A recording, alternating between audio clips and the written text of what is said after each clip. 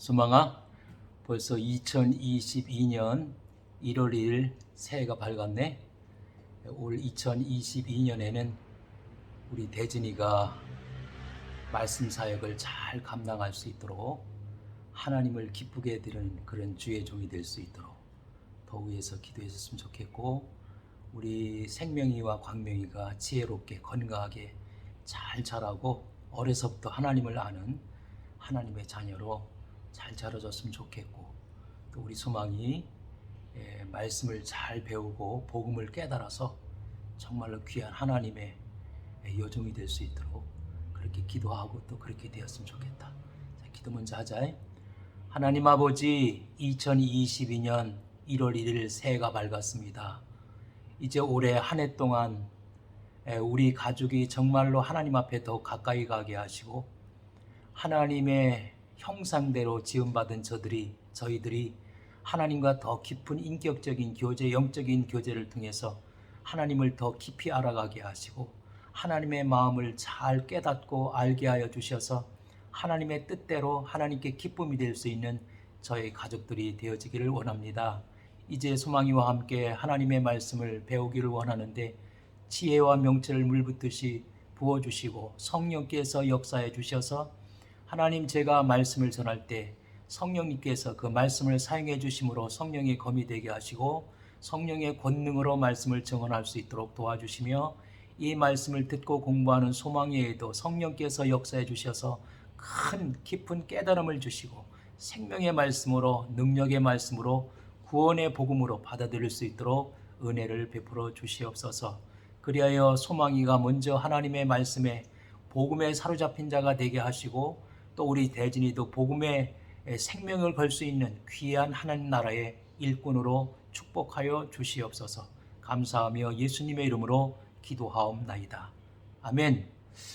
자, 어제는 이제 우리가 성경을 읽을 때 꼭 세 가지 질문을 가지고 성경을 읽을 필요가 있다 얘기를 했는데, 첫 번째는 하나님이 우리 인간을 위해서 해주신 일이 뭔가, 좀 더 구체적으로 말하면 하나님이 나를 위해서 해주신 일이 뭔가, 이루어 놓으신 일이 무엇인가. 좀 더 신앙 고백적으로 말하면 하나님이 아들 예수를 이 땅에 보내주셔서 그 예수님이 나를 위해서 해주신 일이 무엇인가. 이제 그것이 첫 번째고, 두 번째, 그럼 인간은 하나님께서 인간을 위해서 해주신 일에 대해서 어떻게 반응했는가? 인간은 하나님이 이루어주신 일에 대해서 어떻게 보답했는가? 그 다음에 세 번째는 그럼에도 불구하고 하나님은 우리 인간에게 무슨 일을 다시 행해 주셨는가? 그럼에도 불구하고 하나님은 어떻게 우리 인간의 구원을 위해서 행해 주셨는가? 그것이 이제 세 번째 질문이라고 했는데, 어제는 이제 두 번째까지가 우리 배웠는데, 자, 하나님이 인간을 하나님의 형상대로 코에 생기를 부어 누워 주셔서 인간을 인격적인 존재로, 영적인 존재로 창조하셨고, 그래서 인간과 하나님이 인격적인 교제를 할 수 있도록, 영적인 교제를 할 수 있도록, 그리고 하나님께서 우리 인간에게 왕 같은 제사장의 직분을 주셨다. 다스리는 왕과 같은 직분.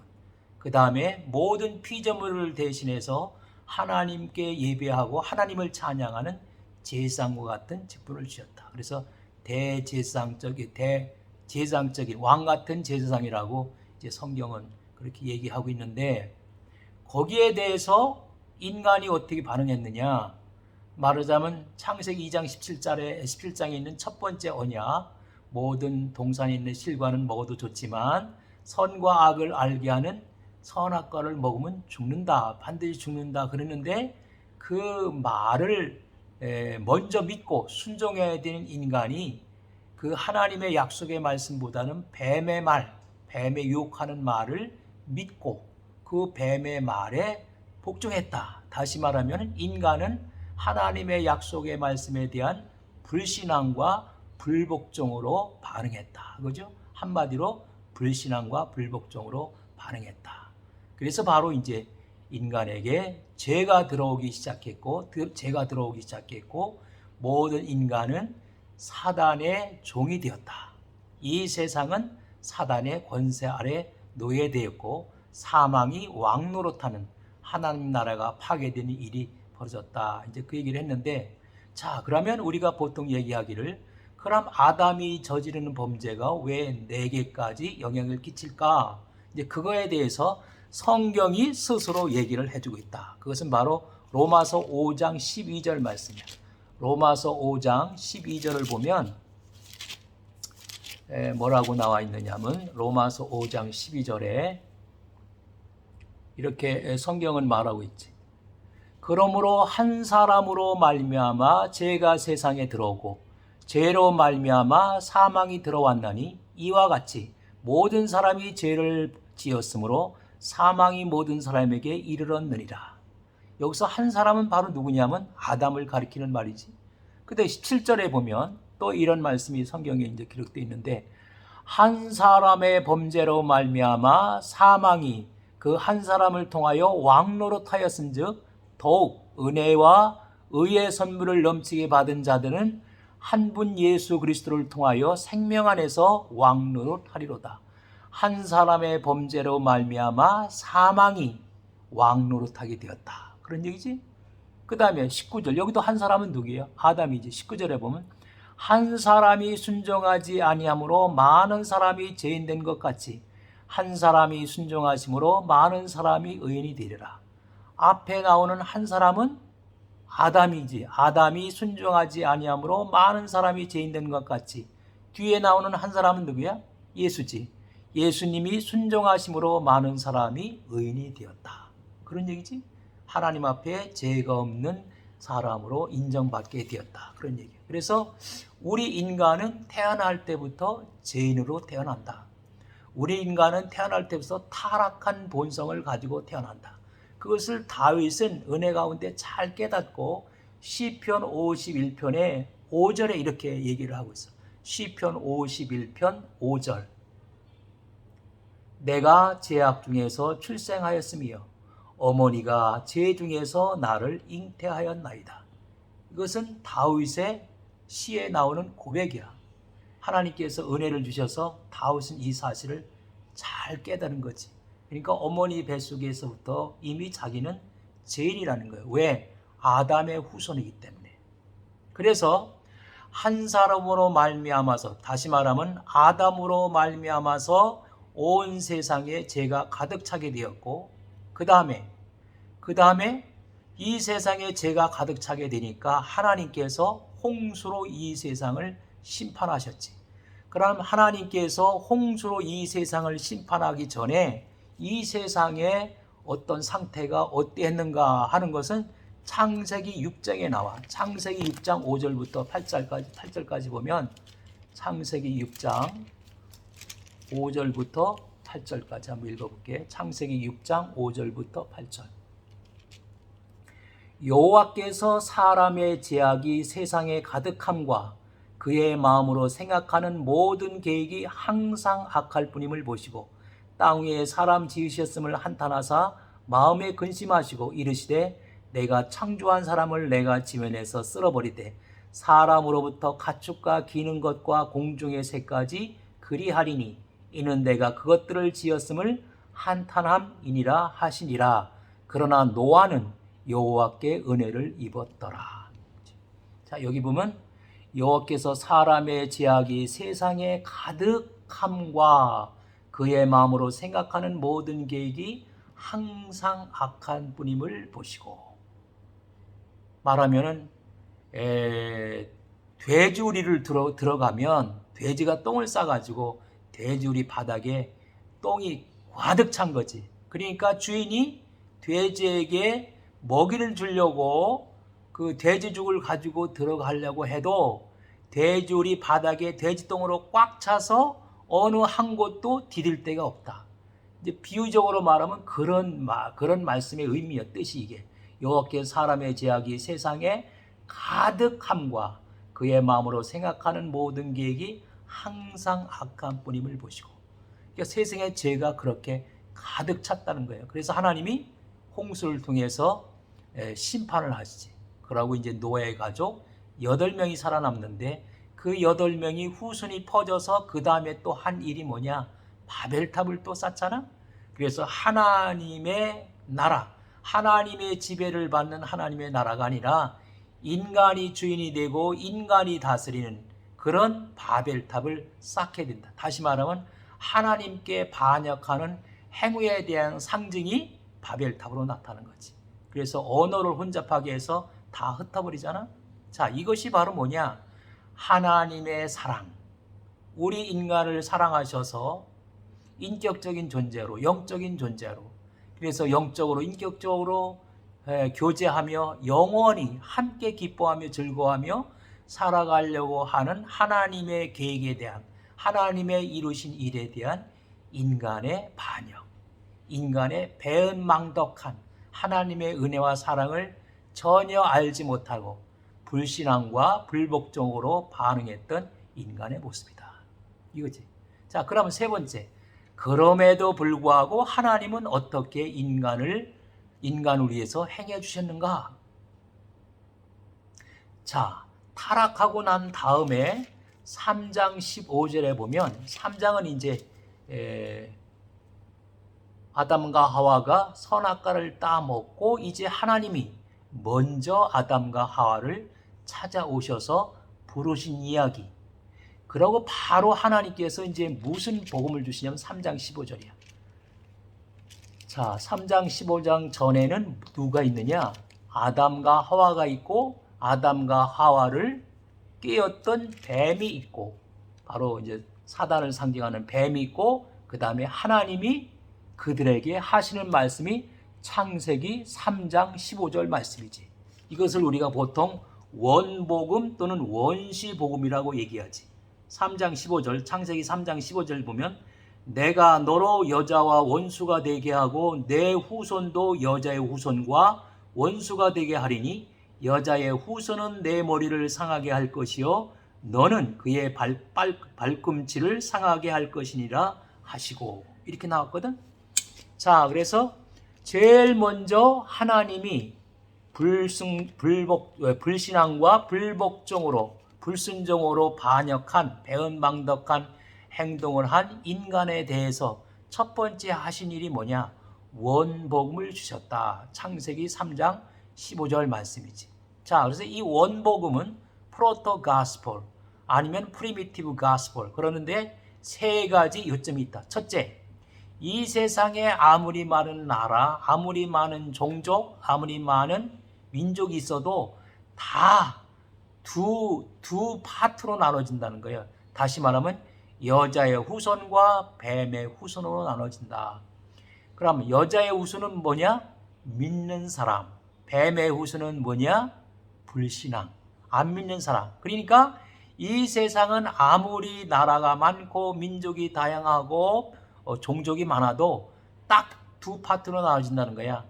예수를 믿는 사람, 예수를 믿지 않는 사람. 이렇게 두 파트로 딱 나눠진다는 거고 그 다음에 두 사이에는 원수, 즉 적대감이 있게 될 것이라고 얘기했어. 말하자면 예수를 믿는 사람과 예수를 믿지 않는 사람의 관계는 우호적인 관계, 평화로운 관계가 아니라 적대감이 있다.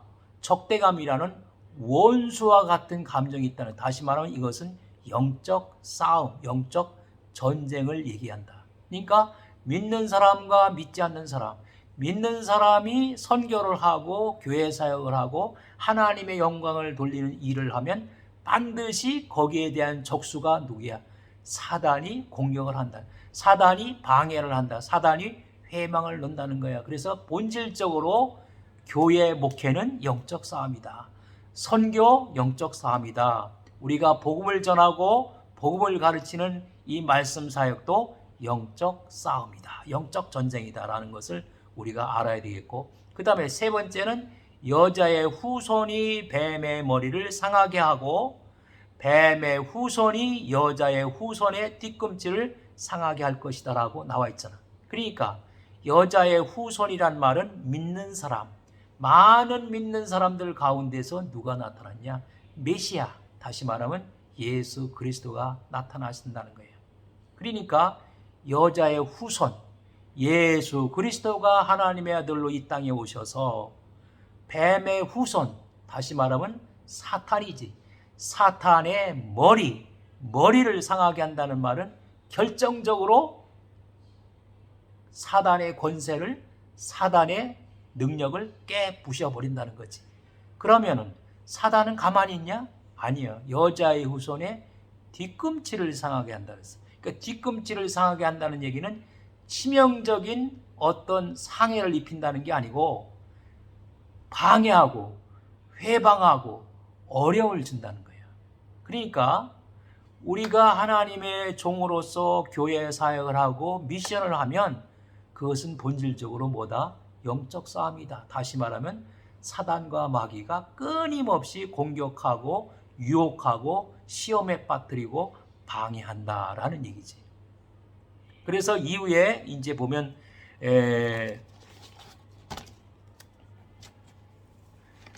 하나님은 여자의 후손, 다시 말하면 예수 그리스도 메시아를 이 땅에 보내주시려고 하는 하나님의 계획과 이 예수 그리스도 메시아가 이 땅에 태어나지 못하도록 회방하는 사단의 역사를 우리가 읽을 수 있어. 자, 우리 신약성경의 마태복음에 가면 예수님의 탄생에 관한 얘기가 나오잖아. 예수님 탄생할 때 평화로웠나? 아니지. 왕이 명령을 내려가지고 2살 이하의 어린 아이들을 다 죽여버리고 했잖아.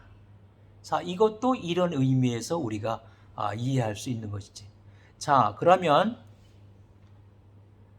창세기 3장 15절에 원시복음의 궁극적인 뜻은 무엇일까?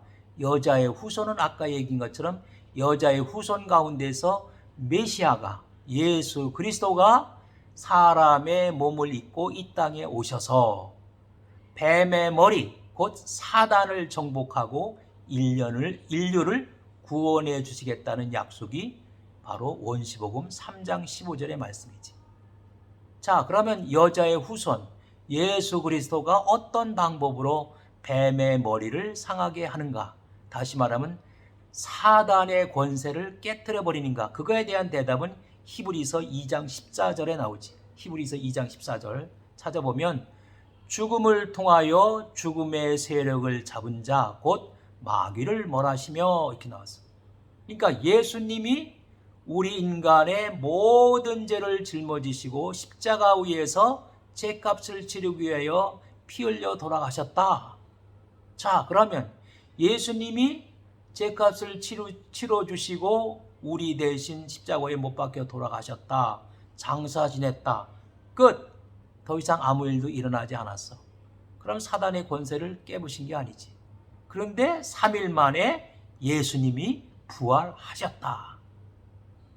다시 말하면 비유적으로 어떤 사람이 돈을 많이 빌려서 빚을 졌는데 빚을 갚으러 주인에게 갔어. 돈을 빌려준 사람에게. 갔는데 아침에 간 사람이 저녁 때 돼도 안 와. 그 이튿날도 안 와. 3일이 지났는데도 안 와. 만약에 빚을 갚으러 간 사람이 안 와. 그러면 이건 무슨 얘기예요? 빚을 갚지 못했다.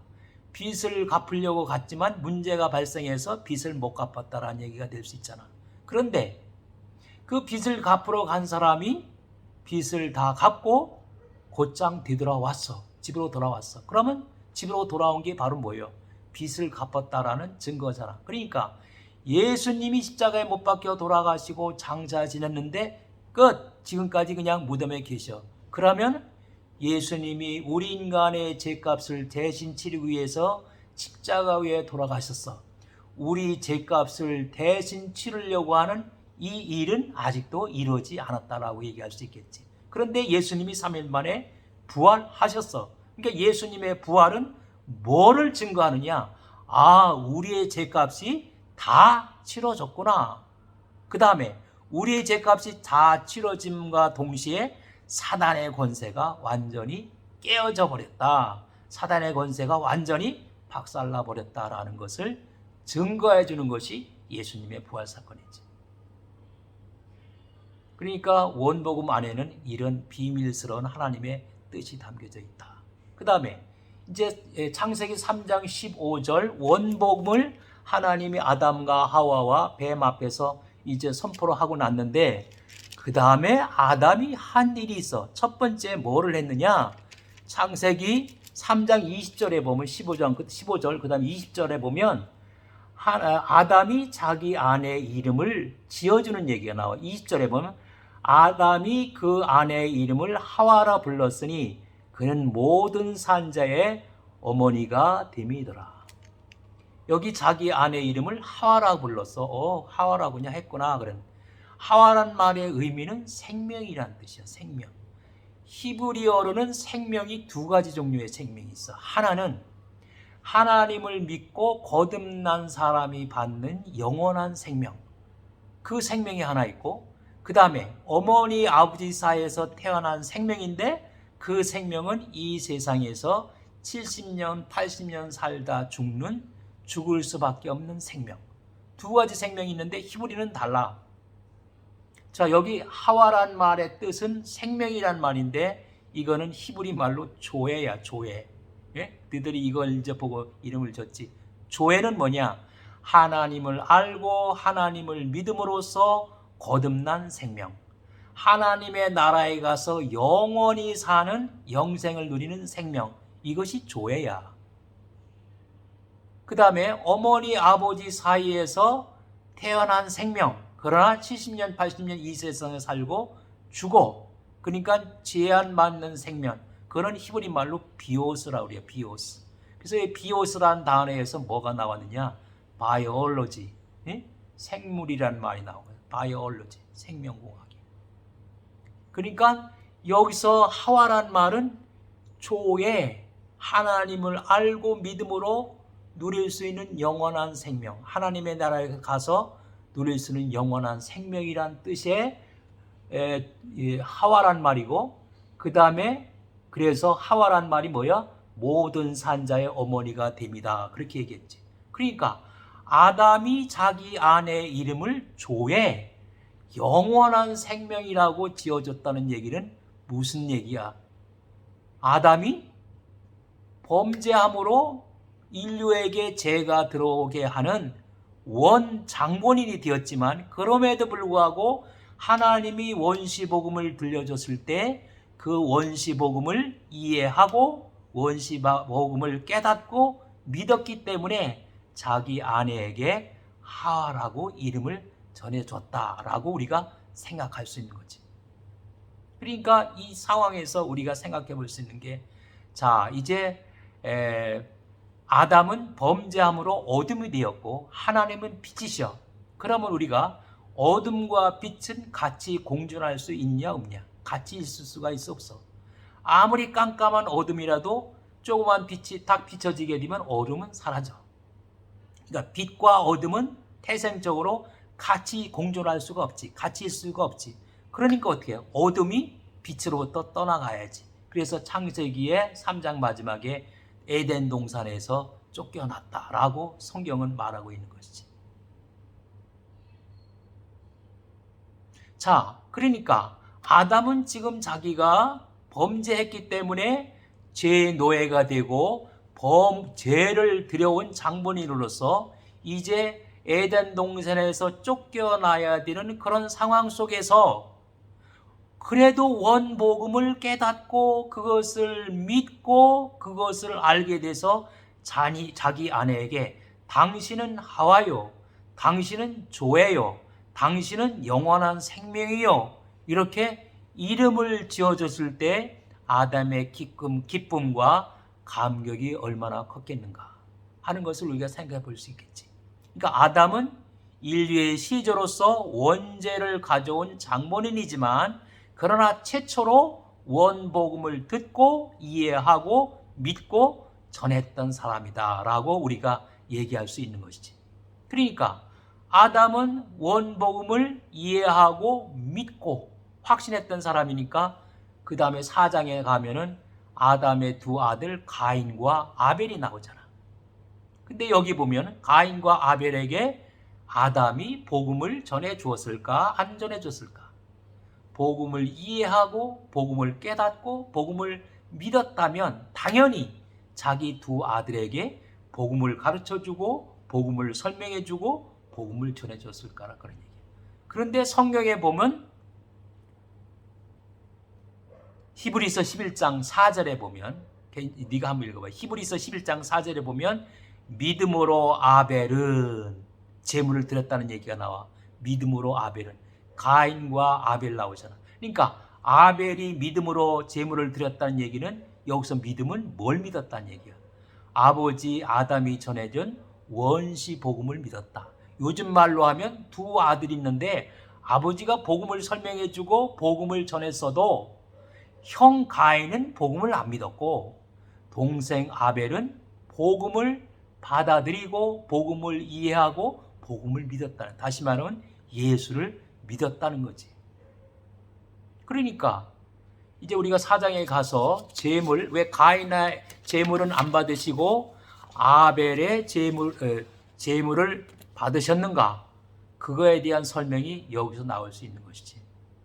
그러니까 가인은 복음을 아버지로부터 전해 들었지만 믿지 않기 때문에 뭐가 된 거야? 말하자면 뱀의 후손이 된 거지. 그 다음에 동생 아벨은 아버지가 전해준 원시 복음을 듣고 이해하고 믿었으니까 믿은 사람이 된 거지. 그러니까 여자의 후손이 된 거예요. 근데 분명히 뭐라고 그랬어? 뱀의 후손이 여인의 후손의 뒤꿈치를 상하게 한다. 그러니까 가인과 아벨의 살인사건은 형이 얼마나 마음씨가 나쁜 놈이고 악한 놈인가, 그렇게 인간성의 문제라기보다 구속사적인 관점에서 보면 뱀의 후손이 여인의 후손, 다시 말하면 메시아가 태어나지 못하도록, 바로 여자의 후손이 태어나지 못하도록 방해한 살인사건이다라고 우리가 그렇게 이해할 수 있는 것이지. 그래서 아벨은 복음을 믿고 하나님을 믿고 가인은 믿지 않고, 다시 말하면 뱀의 후손이 여자의 후손의 뒤꿈치를 상하게 한 것, 살해한 것이지. 그러니까 그렇게 되면 여인의 후손에서 메시아가 태어나서 우리 모든 죄인을 구원하려고 하는 하나님의 구원 계획이 실패잖아. 끊어지잖아. 그렇지? 아벨이 죽게 되면 죽어버렸으니까. 그러니까 하나님이 구원의 계획을 이어가기 위해서 누구를 태어나게 하셔? 셋을 태어나게 하지. 셋. 그래서 우리 광명님이 셋이잖아, 셋.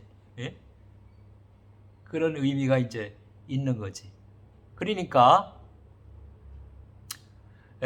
우리 그 창세기 4장 25절에 셋에 관해서 하나님은 아벨 대신 다른 씨로 셋을 주셨다. 그래서 셋이 원복음을 계승해 나가는 계승자가 됐다. 그런 얘기지. 그러니까 셋은 원복음을 계승해 나가는 계승자야.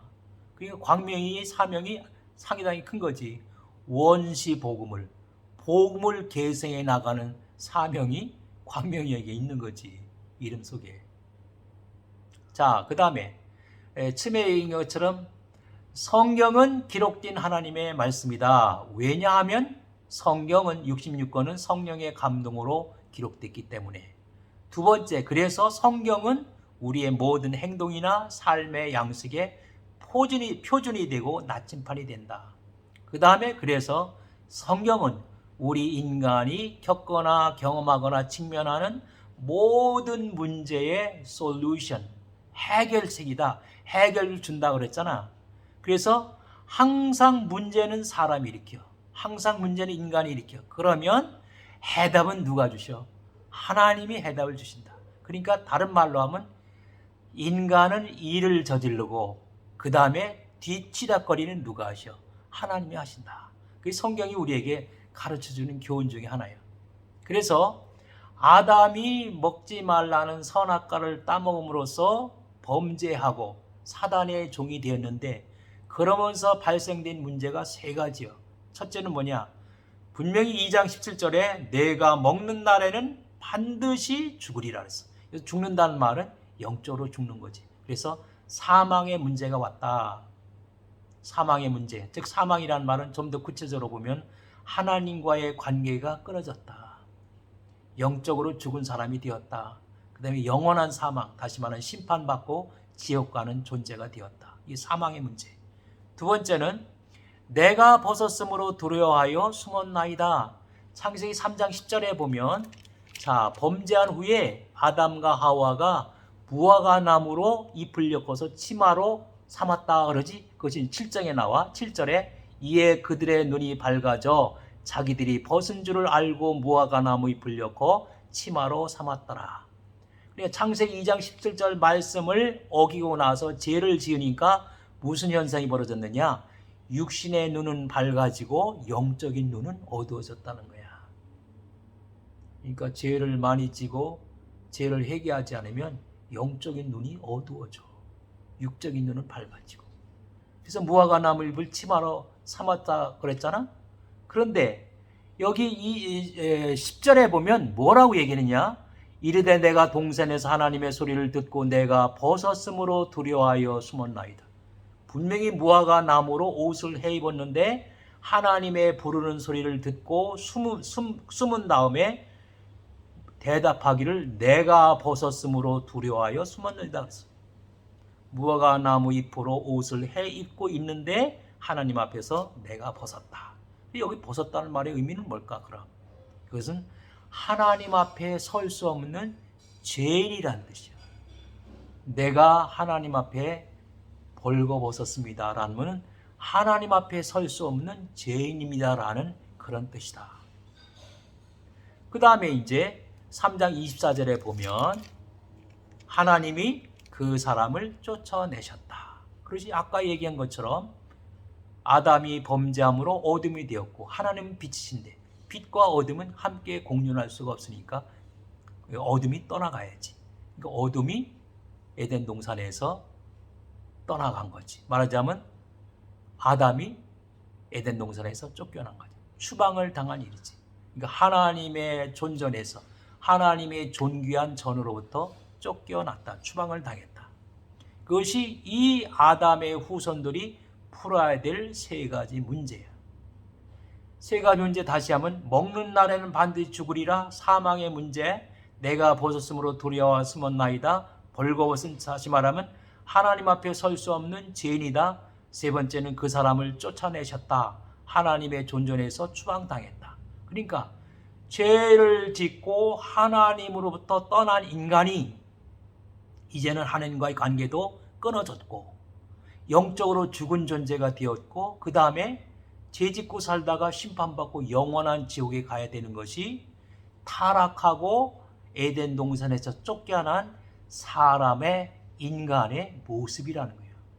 근데 이 모습에 대해서 하나님은 빛을 해결책을 주셨어. 그게 뭐냐면 3장 15절 원복음이라는 거예요. 이 세상의 모든 사람들은 다 여인의 후손과 뱀의 후손으로 나눠진다. 다시 말하면 믿는 사람과 예수를 믿지 않는 사람으로 나눠진다. 좀 더 구체적으로 이제 나아가면 여인의 후손 가운데서 많은 믿는 사람 가운데서 메시아가 나타난다. 그 메시아 대신 예수 그리스도가 우리 인간의 모든 죄를 짊어지고 십자가 위에서 피 흘려 돌아가심으로 이제 어떻게 해요? 믿는 자들에게는 죄의 문제가 해결되어지는 그런 구원의 계획을, 구속의 계획을 이루어 가시는 거지. 그래서 이 세 가지 문제, 사망의 문제, 죄의 문제, 하나님을 떠나 하나님 없이 하나님을 모른 채 살아가야 되는 불쌍한 존재, 가련한 존재인 이 인간에게 하나님이 3장 15절 원복음을 주심으로 하나님의 계획에 대한, 하나님의 구원 계획에 대한 설명을 해주시면서 우리 인간들이 풀어야 될 이 세 가지 포인트에 대한 온전한 해답을 주신 것이지. 그러니까 우리 인간이 겪는 모든 문제의 해답에 대한 열쇠는 뭐냐? 원시복음 창세기 3장 15절이야. 복음이란 복음. 복음만이 우리 인간의 모든 문제를 해결할 수 있다. 이것이 성경이 우리에게 가르쳐준 바지. 그러니까 복음을 잘 알아야 되고 정확하고 올바르게 알아야 돼. 근데 복음의 핵심은 예수님의 십자가의 죽음과 부활이야. 그럼 그것만이냐? 아니야.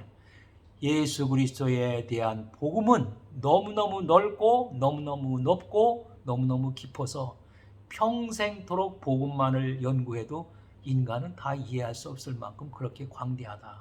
그래서 복음을 열심히 공부하고 복음을 정확하게 올바르게 알아야 돼. 그런데 참으로 이해하는 것은 복음을 알려고 하지 않는다는 거예요. 복음을 모르면서도 열심히 선교한다는 거예요. 복음을 모르면서도 열심히 주일마다 설교한다는 거지. 이게 보통 아이러니가 아니지. 그래서 영적인 눈이 열려야 된다. 영적인 눈이 열려야 정말로 중요한 것을, 귀한 것을, 정말 생명처럼 소중한 것을 볼 수 있게 된다. 깨닫게 된다. 알게 된다. 이제 그게 다시 말하면 거듭나는 거예요. 또 거듭나는 거 연관 야중에 이제 공부하고. 자, 그래서 오늘은 원시복음이 인간이 가지고 있는 이 죄와 사망과 그 다음에 에덴 동산에 쫓겨나서 하나님 없이 살아가야 되는 인간에 대한 해답이다. 원시복음이. 이제 그 얘기를 하는 걸로 이제 마치고 그 다음에 또 하자. 자, 오늘 또 좋은 시간이 됐으면 좋겠다. 새해 첫날인데.